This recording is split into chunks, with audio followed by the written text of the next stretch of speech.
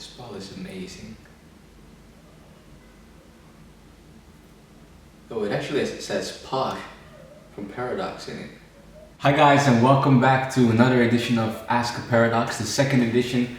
First of all, I want to say thank you guys very much for your comments. They were beautiful, and it really touched me and really helped me to make the next one. This is why I do it, and this is why I will definitely continue doing it. So let's get into the questions right away. The first question is from Clara.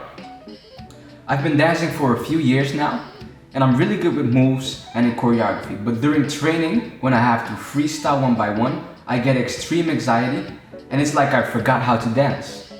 It's not that I'm scared or shy in front of others, so I don't know what to do about it. I look up to you a lot, and I think you're the best young hip-hop dancer, so I wanted to ask you if you have some advice or tips on how to deal with anxiety during individual freestyle and battles. Hi Clara, thank you very much for the message, and it's really good that you already know what you're good at. That's probably the most difficult thing to find, and it's great that you already know. So when dealing with anxiety, the first thing that you need to know is that it's something from the mind. It comes from here, not from here. So all you have to do is find a way to fix it here. And to do that, what you need is a mindset or a mind state. You need a sentence in your head that you can say to yourself that will help you to snap out of it and get back into control. A mind state such as 1 minute won't make you. You've been dancing for several years, so 1 minute or 2 minutes of dance where you dance in front of people will not change your life. They will not define who you are. And it's really important to understand this and to feel this, because it doesn't matter if you mess up this time, when you do it next time it will be different. And if you mess up that time, you have several years to do 1 minute of rounds. You know how many rounds there is of 1 minute in several years? I can't count it right now, but it's a lot. Or maybe even I dance for myself mind state, where you remember why you dance just for yourself, solely for yourself. That will probably help too. What I always tell people when it comes to freestyling or battling is that you have to have a personal goal. Whenever you go into a battle or a freestyle session, know why you dance for yourself. If you don't have a goal, the problem is other people's expectation will become your goal. They will fill it with their own expectation, and that way it's really difficult to actually dance freely. The goal can be really easy. For instance, I would go to a pre-selection, but my goal is to finally use my legs because I have a hard time using my legs. I finally use my legs, but I don't come through the pre-selection or don't get through the pre-selection. Other dancers come to me and they are like, oh man, I'm really sorry you didn't make it, man. It's too bad, next time better. This could make me feel like I didn't do a good job. But if I remember my personal goal, I wanted to dance with my legs. Did I do this? Yes, I did. So I gained something new and I became better. Other people don't know this, and that's why it's really important that you understand that dance is for yourself, because other people will always put their own expectation into your dance, wherein you can either follow their expectation or find your own and have your own measurement and make your own dance. What I do most of the time before battles is that I have a routine. A lot of dancers have a routine. A routine could be something as when you get to the battle, you change and you go into a cipher and you keep ciphering until the battle starts. This helps you to let loose, to become warm, and to be in a maybe playful mood, for instance. Another routine could be you go back, you try to take some space and try to focus solely on yourself and try to focus on your body and on your own personal goal and why you are dancing. Some people, for instance, even meditate. And this helps them to become calm and to be ready for the battle and to be focused on just themselves instead of what the crowd wants. It's all a matter of your personal ritual, of your personal feeling towards it. For some people it works to dance, for other people it doesn't work to dance. For me, for instance, myself, whenever I dance too much and I go into the battle, there's a huge difference between me dancing in a cipher and me dancing in a battle. And then when I get to the battle, I feel less comfortable. And then I think back, man, when I was ciphering, it felt so good. Now it feels so strange. I don't want to have this, so I just don't cipher. And that way I can solely focus on my dance and my feeling in the moment of the battle, that I don't have to compare these two, and I'm okay with the feeling that I have here. What I personally do is I get back, I warm up a little bit, I stretch a little bit, I go over what I practiced a lot of times to make my body remember, oh yeah, this is what I got, this is what I can do. And then I choose to just stand still. And why I do this is because this will help me gain certain control over my body. I tell my body to stop moving and be silent. I listen to my body. I clear out my mind and I clear out the movement in my body so that I'm ready to create new movement. That's my own ritual. So find your own ritual and that will help a lot probably. The last two things is be free and look at people. Be free with this, I mean, whenever you go into a cipher, there is no rules. Try to break the rules that you created in your head. This is how you should do it and this is how you shouldn't, and try to bend them and make it look pretty again. In this way, you become more free, and because you're more free of doing whatever, not scared to make mistakes, not scared to do something funny or something stupid, it's easier for you to get comfortable and easier to lose the anxiety. Number two is look at people. Whenever I go into a cipher or a battle, what I would do is I would go into the cipher or battle and I would look at everyone in the cipher and battle so that I can recognize their faces and I become comfortable with having my face up instead of my face down to the ground. This way I can somewhat feel the energy and already connect with people. And I don't know why, but for me this helps to become a little bit more calm and to be able to feel a little bit more comfortable when I dance in front of people. So these are my answers. Have your own mind state, have your own ritual, have a goal, try new stuff every time, and try to look people in the eye and don't be scared to make eye contact. I hope this helps and thank you for the message. The next question is from Bradley. Hello brother, I wanted to ask you for advice. The question that I wanted to ask is, how can I use my space in a battle of hip hop? So Bradley, the first thing that I will tell you is there is two ways of using space. There is range space and there is distance space or travel space. Range space basically means me standing still and trying to move in the space that I can move in when I'm standing still. Travel space or distance space means moving from one spot to another. And I think you're talking about the second one. I think I'm gonna do a video on both of them together. But for now, let's talk about the one you were talking about. So learning to use space when you're, for instance, used to dancing a lot in one spot only, or dancing in front of a mirror, for instance, is kind of difficult because it's really awkward at the first times. What is really important is that you learn to force yourself and force your body to finally move to other places, to get used to actually traveling and still dancing. To do that, to get used to this, I have a few exercises for you. The first exercise works like this. When I started dancing, I really loved dancing, and what I would do is I would actually go outside every night, put some music into my ears, and take a stroll around the block, walk around the block, and dance. But because I would walk around the block, I would dance walking. So I would travel space while I would walk. So the first thing that I'm challenging you to is this. Try to get some music, go outside and walk while dancing. You can do it at night when nobody sees you, or you can actually not even care and do it at daytime, which would probably be better. I would even go over benches or would like go to playgrounds for kids and would actually dance over the playground and try to make my way through it. And this will help you a lot to get used to moving and finding out new ways to move around, because you have to force yourself to do it. The second technique or practice method that I will tell you is called the 1 to 5 structure.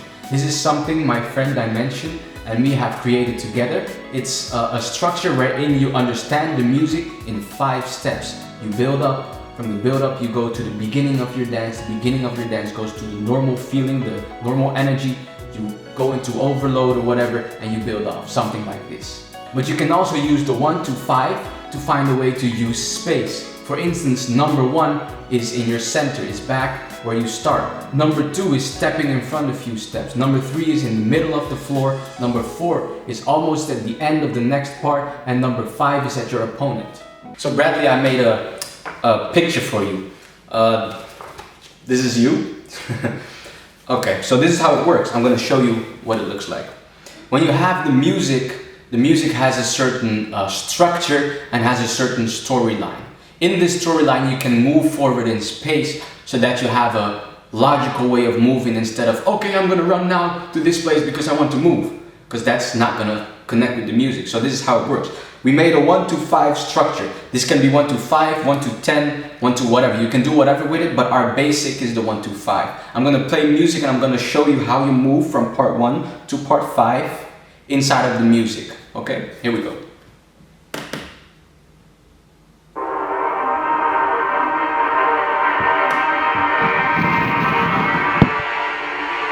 Okay, this is you, man. That's you. We are here right now. We didn't start dancing right now. We just listen to the music, try to get in it, try to feel it. 1. Right, we start here. We start slowly. If we start too high, we cannot finish off high. So we start. That was 2.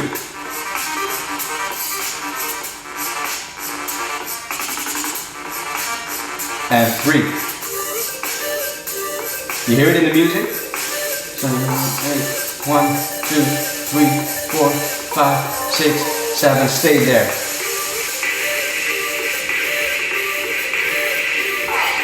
5, 6, 5, 6. Overboard. And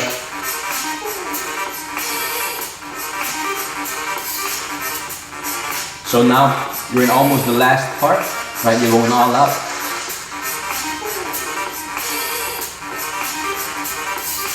You're getting tired. And this is where you finish it off. And you build up. Nice groove. And let it go. And here you stop. You get calm. You get ready to walk back. And you walk back all the way to 1, if you understand what I'm doing. So basically what you do is inside of the music, you travel front and back to the music. You listen to what the music does, and whenever you feel like there's a switch, you feel like there's a change, for instance, the instruments can change, you listen to the instruments, get a different pace, or a new instrument comes in, you try to change your dance and you try to go to the next stage. Next stage, here's the kill off, and here's the finish where you build it back off. But this can also help you to travel, yeah? You can make 10 of these and then travel a little bit faster. You can make these in different directions. For instance, I can do something like this. Don't look at my drawing. I was created to dance, not to draw. So don't laugh at me. And I'm doing it upside down, so I don't know if I'm great. I know it doesn't look pretty, but check this out. So let's say you start in 1, right? Number 2 is over there. Number 3 is, I can't see it right now. Number 3 is over there. 4 is over there. So when you have the music, you would change from front to back, to that way, and this way you can practice this and practice moving consciously and knowing where you go. It's just the idea. So another thing that really helped me when I had to dance and find a way to move across the floor was when I started using the towels of my room. As you probably can see in the back, you can see that I have squares in my room or in my house. What I would do is I would step onto the towels and step into the next one and into the next one and dance stepping over the towels. You know, like the game that they play, the arcade game where you have to step left, right, and you see these arrows coming down, something like this. And I would do that on the floor, but I would do it with all the tiles. So I would move front and back the whole time. This also helped me. So try to imagine tiles and try to move from the one tile to the other. So what we need to use when we try to move is our legs. Without our legs, we cannot move unless you're a b-boy or unless you want to walk on your hands, of course. But the legs are very crucial in this, right? So you have to practice your legs. How do I practice my legs to not be too slow? Remember the tiles that I just talked about? When you move in the tiles, try to move to different rhythms. So when I step, instead of always stepping 1, 2, 1, 2, 1, 2, I can choose to step da da da da da da da da da da da da da da da da da da. Right? You hear that the rhythm that I make changes, and when the rhythm changes, my legs can also change and I can create more diversity when I move. So Bradley, I took the time to actually ascend into my room to show you what it looks like when I use the towels. For instance, I have one in front, the side, complete side, cross, back, back, etc. Right? What I would do is I would travel across these and change my face. My face meaning I go here, front or back for instance. And what I would do is I would travel across this and try to find different ways to move into the towels. With this, pa pa pa pa, boom boom boom boom, tick tick tick, ha ha, ragada ga ta ga ta ga ga ta ta. I use different rhythms, and with the rhythms I find a different way to actually move inside of the towels. So I hope this helps. Boom boom boom boom boom. And hopefully this helps you with practicing. It's really fun to do, so try it out yourself. So those are the exercises. 1. Take it to the streets. 2. Move to the story of the music, move in the faces of the music. And 3. Play with towels on the floor and try to get different rhythms inside of your legs. I hope it helps. The next question is from C Pink. I saw lots of different feelings, steps, moves in your videos, and I'm wondering how you gather all of them in your own style. I mean, when you practice, do you set a goal like practice in isolation, or do you just let your imagination fly? Do you try to order your ideas you came up with so as to do them easier when you dance? Okay, thanks C Pink. So when I dance or practice, I always practice in 2 ways. I either practice from freedom or from restriction. Freedom means I practice and I do whatever, and when I get to something, I will just write it down and then let it go and then keep practicing, keep freestyling basically. My mindset behind dancing from freedom is enjoying myself, finding stuff I've never done before, trying to be crazy and trying to get solely into the feeling of the dance. The mindset behind restriction is to focus on one thing only and get my mind and my body to understand this subject or this part of the dance a lot better. In this, I focus a lot on drills and exercises, stuff that I keep doing over and over and over again. And even then, when I freestyle with the exercise, I will solely focus on the exercise itself, knowing that it will help me to gain more information inside just this part. I just expand this part of it. So that's what I do. I practice freedom and I practice restriction. Yes, I contain myself or I free myself. And because I'm doing both of them, it's easier to let go when it's needed to or be in control when I need it. Last thing that I want to say about my practice is that when I do this, I often practice freedom and restriction at the same time. Meaning first I dance restricted or first I dance free to expand my mind. Then I will restrict myself to practice my body, and then I will go to freedom back again to actually let go of all the pressure that I put upon myself and be free and find a way to use the new information that I found. That's my answer. I hope it helps. So let's get into the last question. The last question comes from Jess. Jess asked, I need to know how to train my dance style and create something new. I have a lot of musicality, but I don't know how to express myself at 100%. Can you help? Yes, I can. So Jess, dance style comes from life. The trick is not to be focused on being unique, but to be focused on your personal flaws and your personal preferences. Your flaws can determine what you are already good at or what you want to become better in. For instance, if I would be really bad with my feet, but really good with my chest, my style would probably be based on my chest because that's the part where I can excel better or excel more. On the other hand, I can practice what I'm bad at, for instance, my legs, and when I do this, I become an all-rounder and I'm able to actually do everything. That's your own preference. Finding your own weaknesses and strengths is also very important. This is mentally and physically. Knowing you are very flexible or not flexible will determine your style. Knowing you understand the dance really well here, or you don't really understand it but you can feel it more, also will help you determine where your style will go. The most important thing when you search for your style is search through your own life. Search for the stuff that you prefer and that you like. And this is not just dance and not just music. This is music, movies, food, colors, art, maybe sports. They will all play a role in your personality, and with that will play a role in the style of your dance. So try to get a list of everything that you like and that you don't like, and try to find ways to incorporate this into your dance. No one likes exactly the same things as you do, and no one dislikes stuff the same way you dislike it. In that way, you can find your uniqueness and you can find what you can create with your dance. For instance, me, myself, I am in love with patterns. I love patterns, I love knots, I love art, and whenever I dance, I think and feel of this. Example, this to me looks like a pinball. I like pinball games, so I created something that refers to the pinball, right? This helps me to gain new information and gain stuff that hasn't done before, or maybe it has done before, but I feel really good. So I hope this answer helps you, and thank you very much.